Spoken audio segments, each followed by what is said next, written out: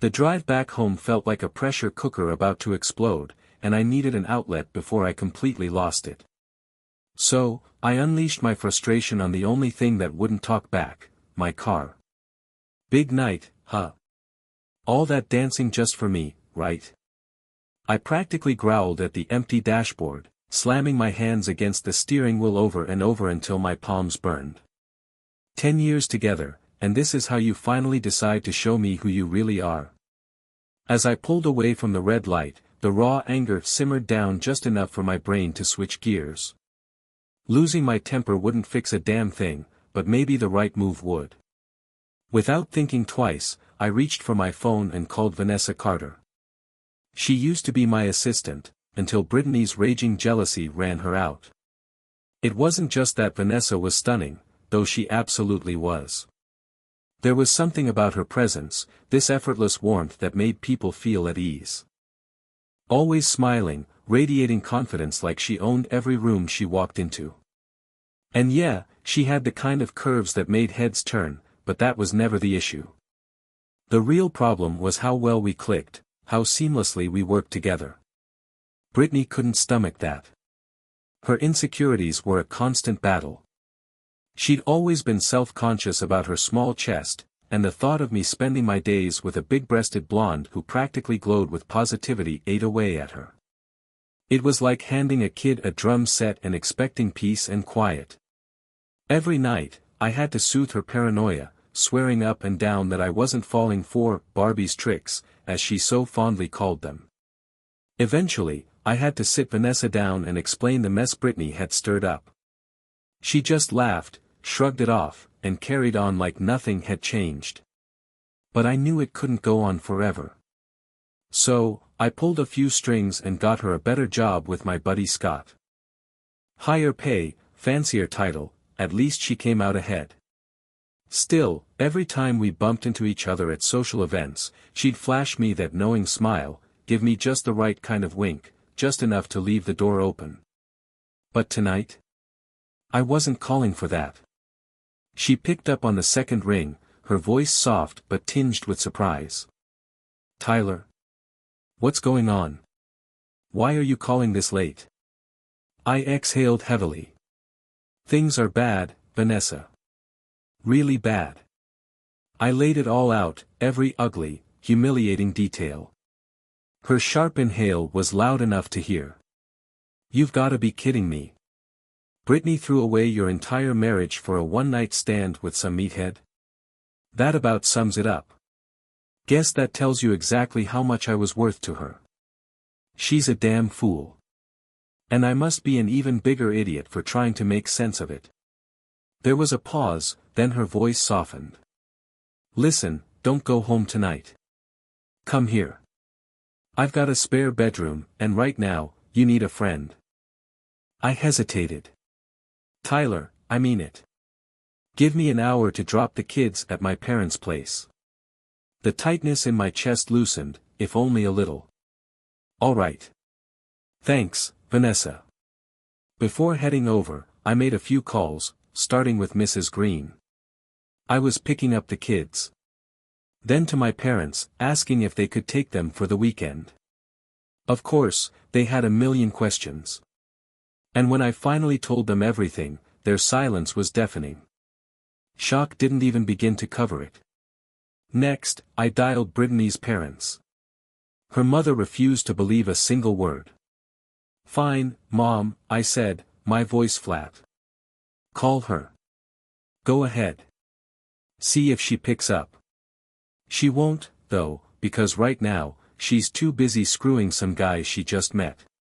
You won't hear from her until tomorrow at best. And if you still don't believe me, drive by the house. Her car will be in the garage, untouched, hood cold. Need more proof? Be there by 10 a.m. I don't know when her new boyfriend plans to drop her off, but I'd bet money it won't be before then. And if I'm not there, don't worry, the door will be unlocked. Let yourself in. Make yourself a cup of coffee.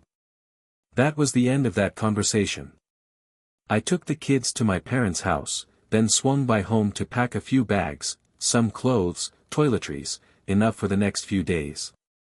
Before walking out, I slipped off my wedding ring and set it on the kitchen table, right on top of an envelope with her name on it. And just like that, I was done. Inside the envelope was a note, brief, but it left no room for doubt. The divorce papers will be served in a few days. I'll be staying with Vanessa Carter, someone who actually respects me.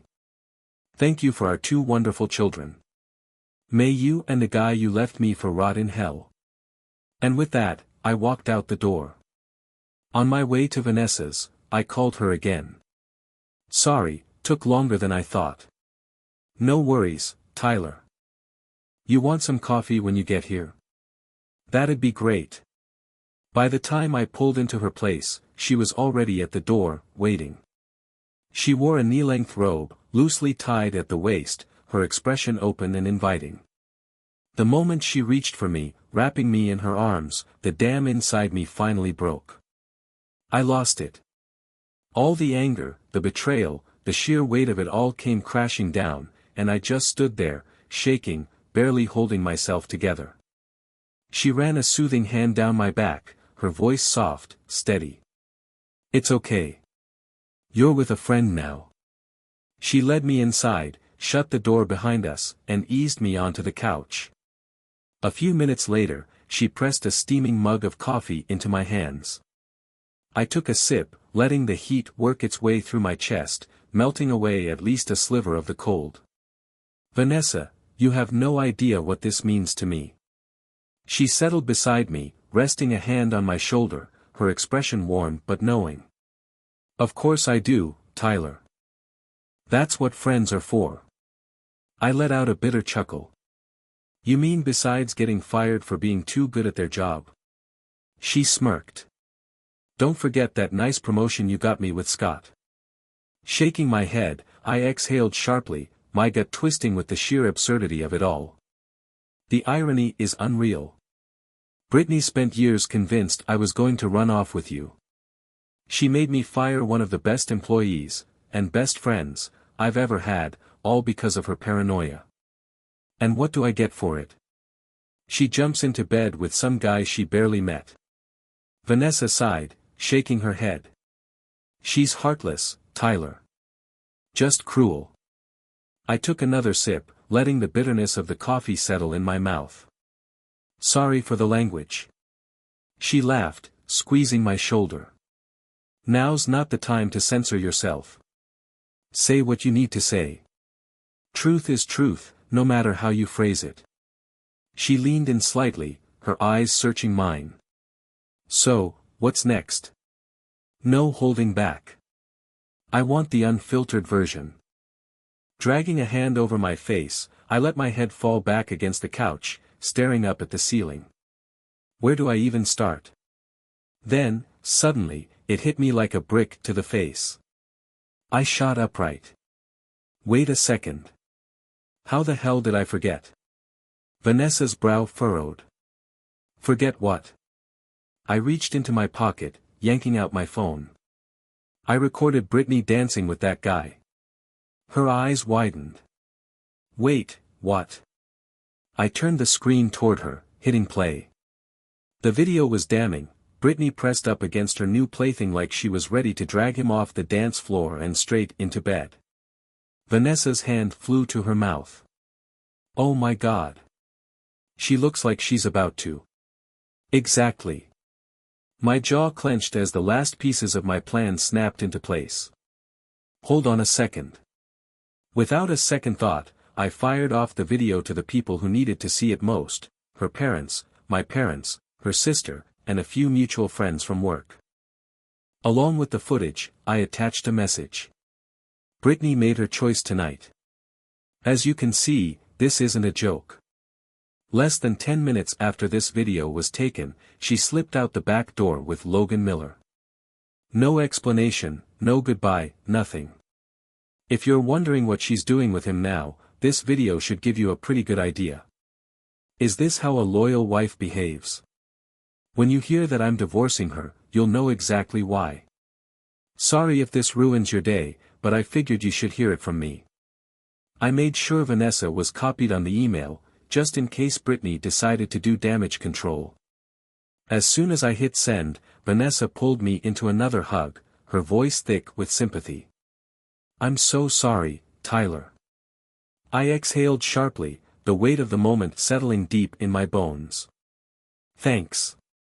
And thanks for being here for me." I took another sip of coffee, feeling the warmth settle in my chest. That's when my phone buzzed with a new message. "Check your Facebook page." Vanessa, always 2 steps ahead, grabbed my laptop from my bag and had it set up on the coffee table before I even put my cup down. She knew my stuff inside and out, and by the time I leaned forward, she already had my profile open. What I saw next caught me completely off guard. Scott, my buddy, her boss, had just shared a video of Brittany's little show from another angle. But this one came with a caption that was downright brutal. "Miller strikes again. Another day, another married woman added to his collection.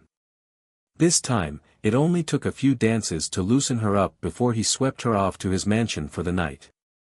And just like always, the husband, blind and unsuspecting, didn't realize what was happening until it was already too late. And when he tried to put a stop to it, Miller's personal bodyguards, 2 multimillion-dollar linebackers who specialize in blocking tackles every Sunday, stepped in. Looks like they're doing the same thing on Friday nights too. How long before someone puts an end to this guy? I scrolled down, my stomach twisting as I found post after post, different women, same damn story. Without a second thought, I sent Miller a friend request.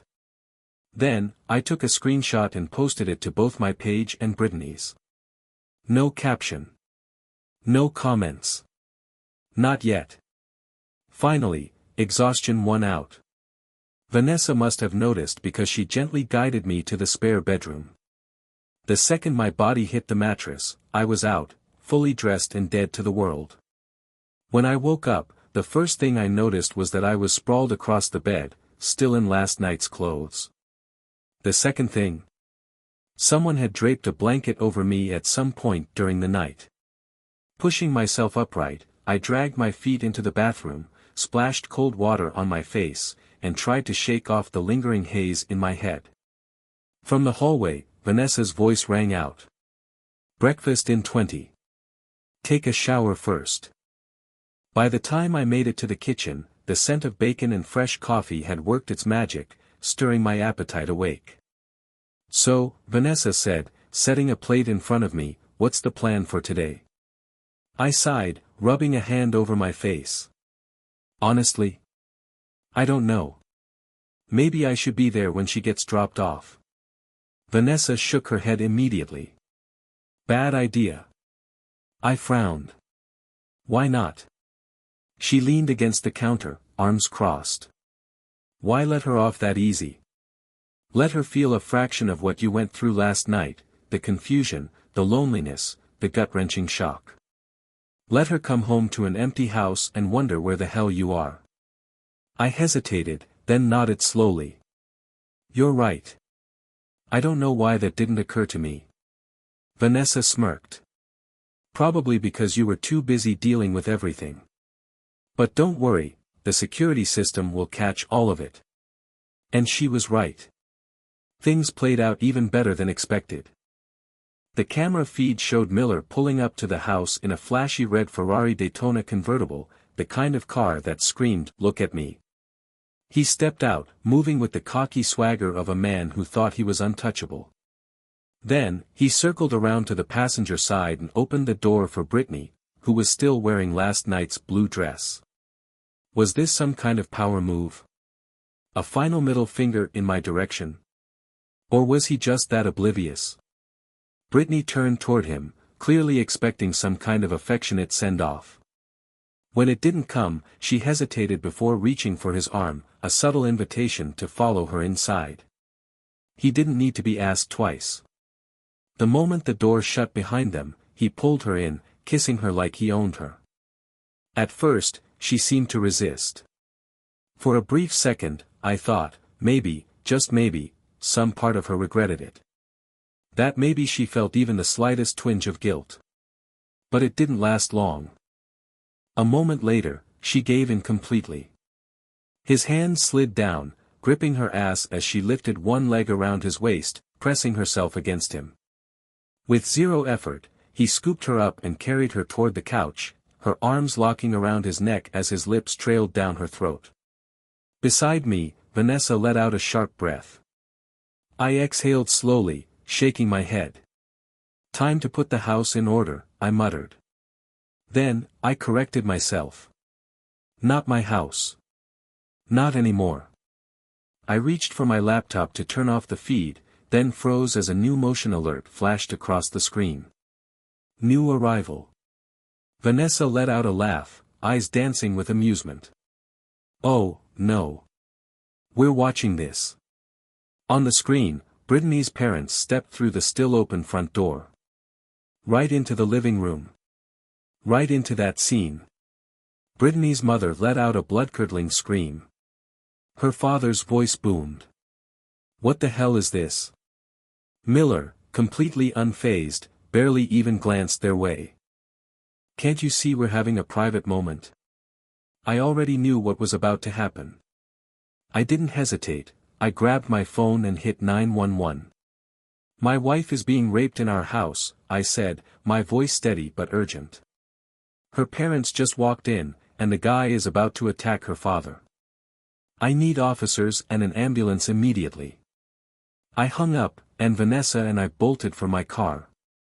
By the time we arrived, my parents were already there, parked directly behind Miller's Ferrari. But I didn't stop. I parked down the street, climbed out, and started toward the house just as a black and white patrol car came flying in, sirens blaring. 2 officers jumped out, guns drawn, rushing toward the front door. And I was right behind them. Inside, Miller stood over my father-in-law, ready to drive another kick into him. Brittany's dad lay curled up in a tight fetal position, arms shielding his face, body trembling from the impact of the last blow. And Brittany, she wasn't rushing to help. She wasn't even looking. She sat crumpled on the floor, hands covering her face, sobbing like a child caught in a nightmare of her own making. The male cop wasted no time. He drew his gun, voice sharp and commanding. You, get your pants on. And ma'am, cover yourself. Miller, for once, seemed to realize he wasn't the one in charge anymore. He moved sluggishly, fumbling to make himself decent. The second he did, the officer yanked his arms behind his back, snapped the cuffs on, and dragged him toward the door.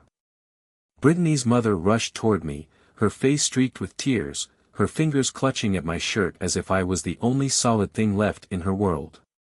I didn't believe you, she sobbed, voice trembling. What did I do wrong? She shook her head over and over, her voice barely above a whisper. How could my own child do this? To me. To you. To everyone. The flashing red and blue lights from the ambulance cast eerie shadows across the walls as the paramedics crouched beside Brittany's father. He was still curled in on himself, every muscle locked in pain, his hands raised in weak defense as if bracing for another hit. But now that the immediate danger had passed, he lowered his arms cautiously, blinking against the harsh light. His gaze landed on Brittany. For a long moment, he just stared at her, and when his breath hitched, I knew the pain that twisted his face had little to do with broken ribs. Easy, one of the EMTs murmured, resting a firm but careful hand on his shoulder. Looks like you've got a few cracked ribs. Try not to breathe too deep, all right? Small breaths. We'll have you at Mercy Central soon. But Brittany's father wasn't focused on his injuries. His eyes never left his daughter, disappointment weighing so heavy in his stare it might as well have crushed her. He shook his head slowly, barely perceptible. Brittany, her face crumpling, let out a choked sob.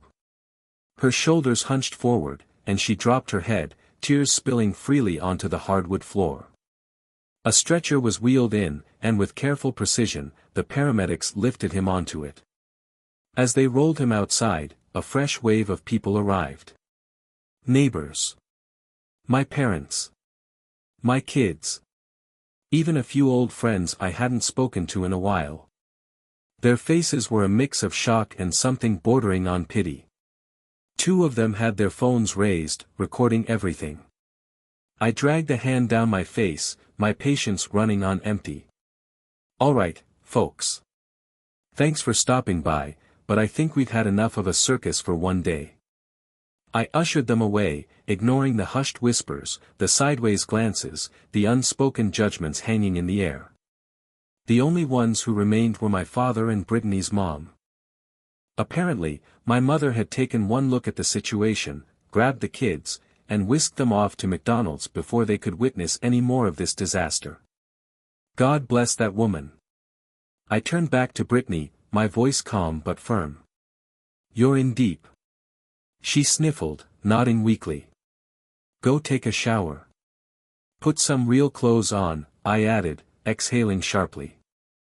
Without a word, she grabbed the crumpled blue dress off the floor and hurried upstairs. The three of us sat down. Silence stretched between us, thick, suffocating, filled with a million things unsaid. Brittany's mother, still shaking her head, spoke first. "I'm so embarrassed, Tyler. I don't even know where to begin. How do I even apologize for this?" Before I could respond, my father interjected, his voice steady but resolute. "You don't need to, Susan," he said simply. "I've known Brittany for over a decade. Once, she was a daughter any parent would be proud of." He let out a long sigh.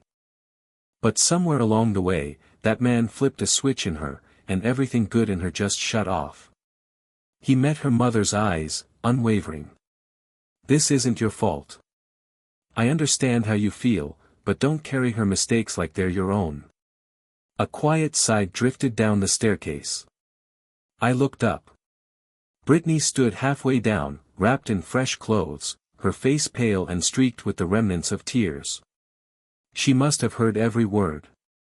"You're right," she murmured, voice thick with something close to regret. "This is all because of me. I was reckless. Selfish. I ruined everything, and now I can never make it right, can I?" It was the first time she'd spoken to me since last night, since she had chosen to sneak out the back door instead of facing me.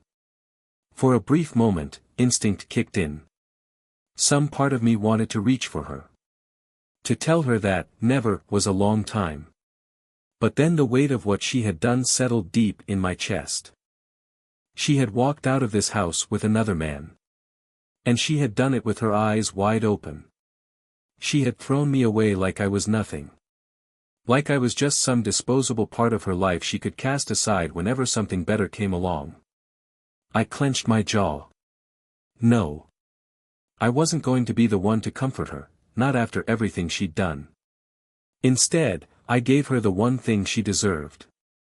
The truth. "Brittany, this wasn't some accident," I said, my voice chillingly calm. "You didn't trip and fall into this.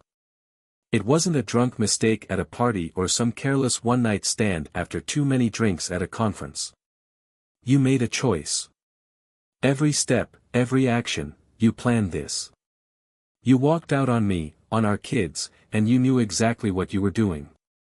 You didn't just cheat, you disconnected from us completely, body and mind, just so you could be with him." Her lip trembled, but I wasn't done. "So tell me, Brittany, how exactly do you plan on fixing this?" The weight of my words shattered whatever flimsy composure she had left. She broke into fresh sobs, turned, and ran upstairs, slamming the bedroom door so hard the walls rattled. Right then, my mother's car pulled into the driveway. My dad stood, squeezing my shoulder. "We'll keep the kids until tomorrow night, longer if you need." I nodded, exhaling. "Thanks, Dad." My phone buzzed. A message from Vanessa. "Are you coming back or staying?" I hadn't even realized she'd left. Brittany's mom sighed, glancing down at her own phone. "The hospital just called. We can visit him now." I grabbed my keys. "Let's go." On the drive there, my phone buzzed again. "Where did you go?" "Brittany." I didn't answer.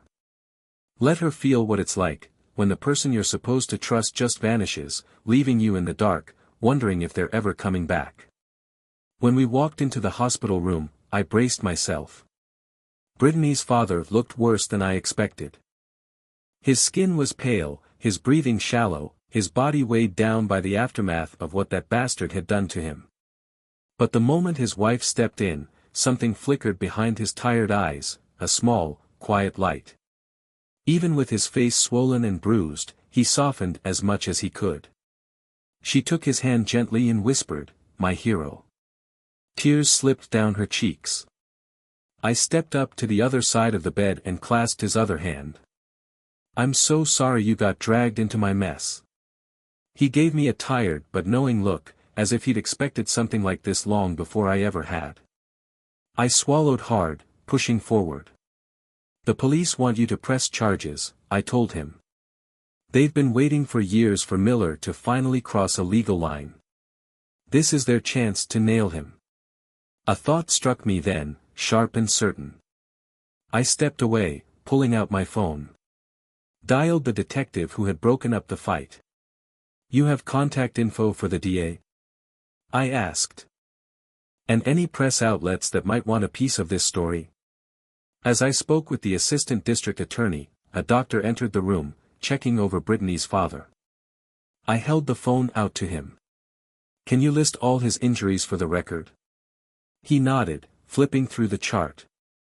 Multiple fractured ribs, a broken arm, a shattered nose, internal bruising. While he detailed the damage, another realization took root in my mind. This wasn't just about me anymore.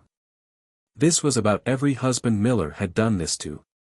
Every family he had torn apart.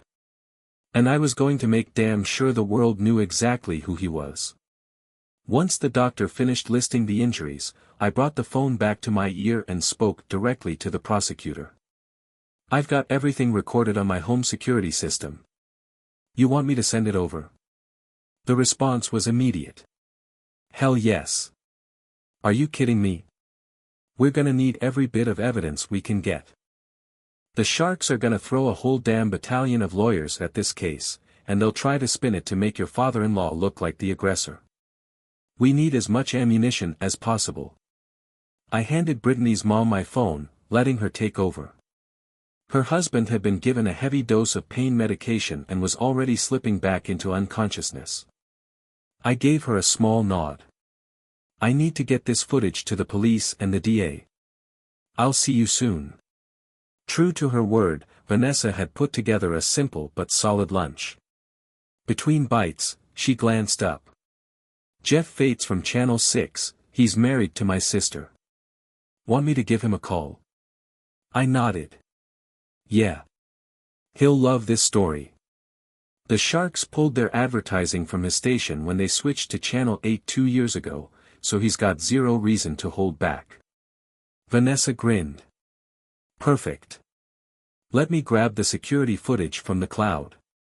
For the next 3 hours, we combed through the footage, breaking it into 2 sections. One for the police. One for the press. And when we were done, I sat back, staring at the screen, knowing this was just the beginning. The first clip showed Brittany and Miller's arrival, the way they stumbled into my home like they owned the place. Every shameless second of their little performance in the living room was there, in crisp, high-definition security footage. The second video? That was the real kicker. It captured the exact moment Brittany's parents walked in and how quickly things turned violent. Vanessa, standing right beside me, sucked in a sharp breath, her fingers tightening around her phone. "Jeff, you're not going to believe this," she said, her voice electric with urgency. "I just saw the footage for the first time. This is worse than Ray Rice knocking out his fiancée. You have to see this." She rattled off his number, and I wasted no time sending both video clips. Seconds later, my phone pinged with a confirmation. Vanessa smirked, bringing her phone back to her ear. "Jeff, you've got an exclusive. This is better than TMZ busting Tiger Woods. Burn that bastard to the ground." Right then, my phone rang. Brittany. I sent her straight to voicemail. Not even a second later, a text popped up. Where are you? I stared at the screen. Then smirked. Time for her to get a taste of her own medicine. Instead of answering, I fired off a single message. I'm with Vanessa. Nothing else. She called again. I let it go to voicemail. She could keep calling all night if she wanted. I wasn't wasting another second of my time on her. Instead, I focused on the real fight ahead.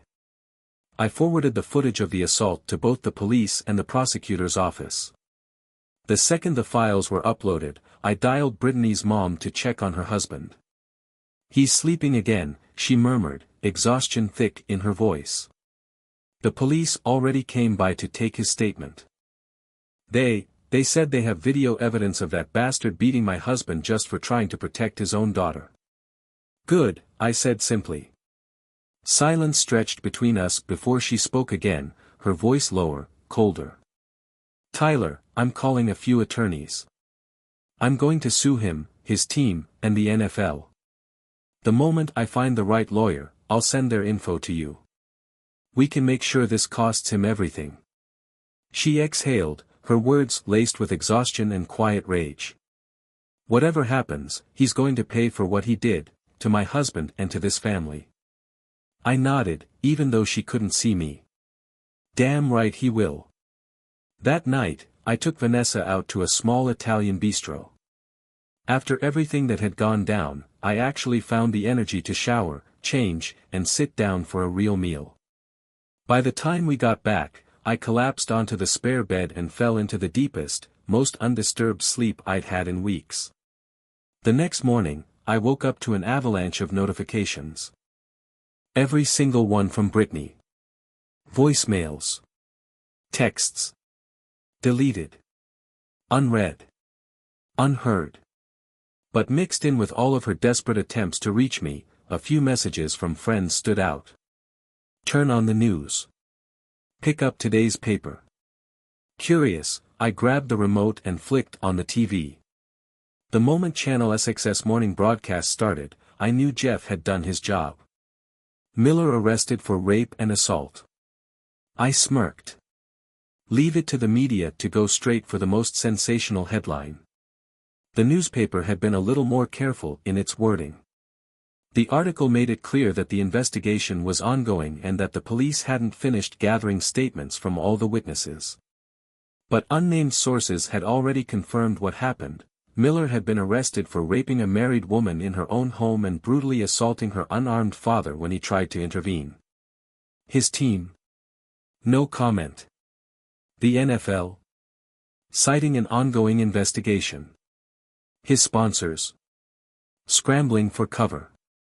But it was too late. Vanessa and I had recorded the full Channel 6 newscast. They played edited snippets, blurring anything too explicit, but Miller's arrogance was impossible to hide. Over and over, the footage looped, Miller standing over Brittany's father, taunting him, then kicking him while he lay defenseless on the ground. And it did not look good. Sunday was normally a slow news day. Not this time. By the afternoon, every major outlet had picked up the story. CNN. Fox. MSNBC. Even TMZ. By nightfall, the verdict was clear. Miller would never play professional football again. His charities?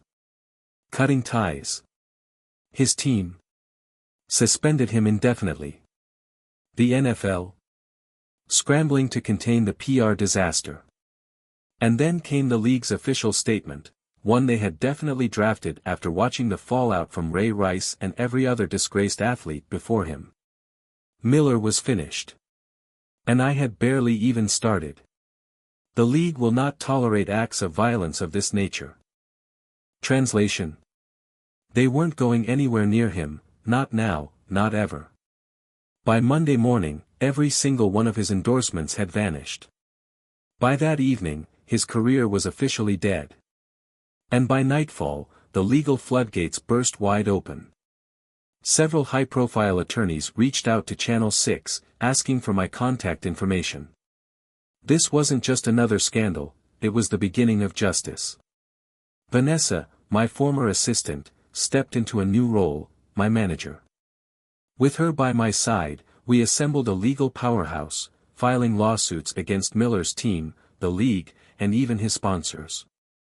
The same attorneys representing Brittany's father took on the case, while I hired a separate lawyer to handle the divorce.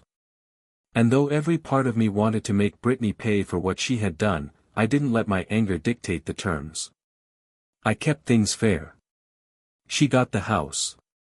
Primary custody of the kids. Why? Because for all her failings as a wife, she had never failed as a mother. And with the settlements coming in, money wouldn't be an issue for me. Miller's downfall didn't stop there. More victims came forward.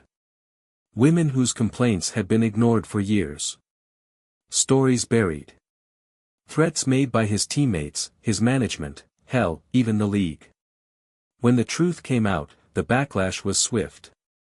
The owner of the team, exposed for sweeping Miller's predatory behavior under the rug, was forced to sell. Sure, he made a profit. But nearly all of it went straight into a class action lawsuit. Even Morrison's, the club where Miller had prowled for his conquests, got dragged into the legal battle. And despite all the talent in the world, Miller became untouchable. Every attempted comeback. Crushed by bad press and public outrage. Thanks to Vanessa's brother-in-law, a well-connected media insider, Miller was blacklisted from every major outlet. Eventually, he gave up. The once great Logan Miller, former NFL star, ended up coaching high school soccer in Alaska. He couldn't even land a used car commercial. With my financial future secured, I took the kids on a well-deserved Disney vacation. They weren't blind, they could feel that our family had changed. But the extra love from their grandparents helped soften the transition. As for Brittany, over time, she owned up to her mistakes. She took responsibility. She became a great co-parent. Years later, she remarried. And while we kept things civil, there were moments when I'd catch her watching Vanessa, this subtle, lingering glance, like she was seeing something she couldn't quite put into words. She knew. She knew exactly what she had thrown away. After my divorce, Vanessa finally made her move. And this time, I let her. We built something real, something built on trust, loyalty, and the kind of love that never leaves you second-guessing. She gave me 3 more children, and even though my older kids didn't see them as often, we remained a tight-knit family. The best part? Vanessa never once made me feel like I wasn't enough. That night, Brittany made her choice. And I made mine. One of us had to live with regret. The other? Happiness. And I have never looked back.